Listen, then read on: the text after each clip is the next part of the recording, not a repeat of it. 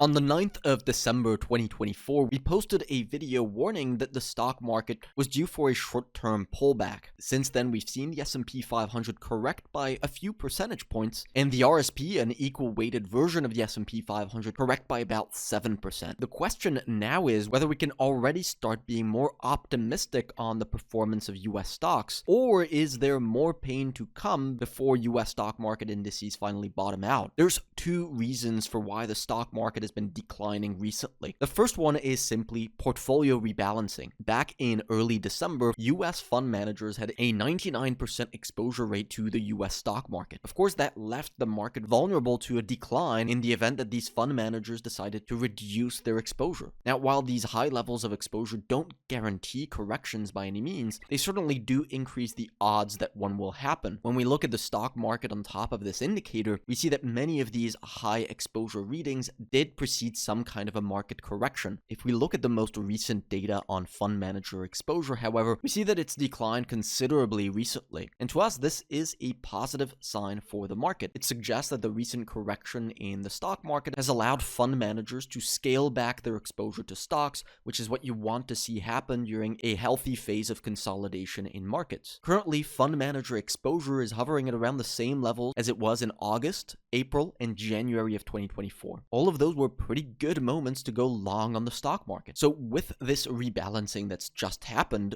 we've actually gotten a little bit more constructive on the stock market today. We believe investors should start to look for a resumption of the bull market, because during this correction phase over the last month, we've seen S&P 500 earnings estimates continue to move higher. In fact, they've continued to grow at quite an incredible pace, comparable to the earnings growth we saw in the late 1990s, which was an incredible period to be in the stock market. So despite the recent market correction, S&P 500 companies are providing evidence that they are still growing at a rapid pace. So the bull market that's been in place since late 2022 is still intact, and we believe has room to run higher from here. The technical structures that we're watching on stocks are very much still pointing upwards. At the start of 2022, for example, the S&P 500's moving averages were curling downwards, and price was breaking below them, which was a huge red flag for stock market performance. We can say the same thing about the topping process in 2008, where moving averages were also curling downwards and price was also breaking below these moving averages. This bearish structure continued throughout the entire bear market of 2008. That being said, stocks may not be completely out of the woods in the short term. We're not ruling out the possibility of one final leg down before stocks resume their uptrend. And that brings us to the second main factor that's been driving stocks lower, and that is spiking US interest rates. This is a chart of the United States 10-year government bond yield, and over the last few months, we've seen this 10-year interest rate move up considerably. This is a massively important financial variable, and this recent move up is what's been driving the stock market's correction recently. Many of the corrections in the stock market that we've seen over the course of the last 2 years were driven by similar moves up in interest rates, and today's market volatility is absolutely nothing different. In each case, however, as soon as the 10-year interest rate peaked, the stock market bottomed and began a significant move higher. When interest rates on US Treasury bonds move up, it leads investors to reallocate capital from risk assets like stocks and into Treasury bonds as they see the higher interest rates as more attractive. And we think that is what's happening today. Of course, a further move up in interest rates could spark more downside in stocks, but as soon as interest rates reverse, you're going to see a violent leg up in stocks. The question now is, how high can interest rates go? At the end of the day, long-term interest rates in the United States follow what's called GDP growth. GDP growth is essentially how much the total US economy is growing each year. Right now, US GDP growth is hovering at around 5%. And surprise, surprise, the 10-year government bond yield is hovering at around 5%. Over the last year, GDP growth has gradually been trending lower, and we think there's a good chance that this trend continues, or at best, that GDP growth stabilizes at around 5%. So that means at most, the 10-year yield should be hovering at around 5%. We don't believe that we're going to see a big pickup in GDP growth anytime soon that could cause long-term interest rates in the US to spike much higher. So zooming back in on the recent action on the 10-year government bond yield, it's not impossible that we see interest rates rise a little bit more here to hit 5% or 5.2%. But that's really the maximum move up that we'd expect to see before a big reversal. So putting all of this together, we're more constructive on stocks now than we were back in December. We're not ruling out the possibility of a final move down in stocks if interest rates continue spiking